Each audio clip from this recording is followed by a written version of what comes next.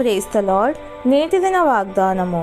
ప్రతి మనుష్యుడు వినుటకు వేగిరపడువాడును, మాటలాడుటకు నిదానించువాడును, కోపించుటకు నిదానించువాడునై ఉండవలెను. ఎందుకనగా నరుని కోపము దేవుని నీతిని నెరవేర్చదు. యాకోబు పత్రిక 1వ అధ్యాయము 19-20 వచనములు.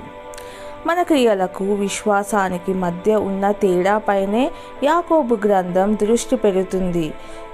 నా ప్రియ సహోదరులారా, మీరీ సంగతి ఎరుగుదురు గనుక ప్రతి మనుష్యుడు వినుటకు వేగిరపడువాడును, మాటలాడుటకు నిదానించువాడును, కోపించుటకు నిదానించువాడునై ఉండవలెను. ఎందుకనగా నరుని కోపము దేవుని నీతిని నెరవేర్చదు.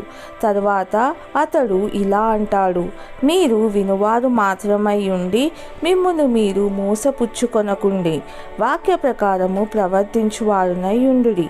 మనలో ఎవరు పరిపూర్ణులు కారు. కొన్నిసార్లు మన జీవిత గమనంలో మనకు సహాయం అవసరం.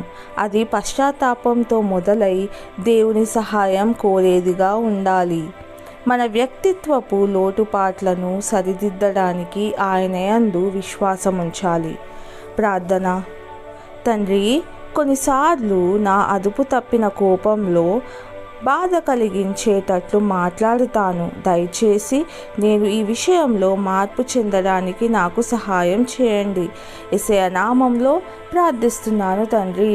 ఆమెన్.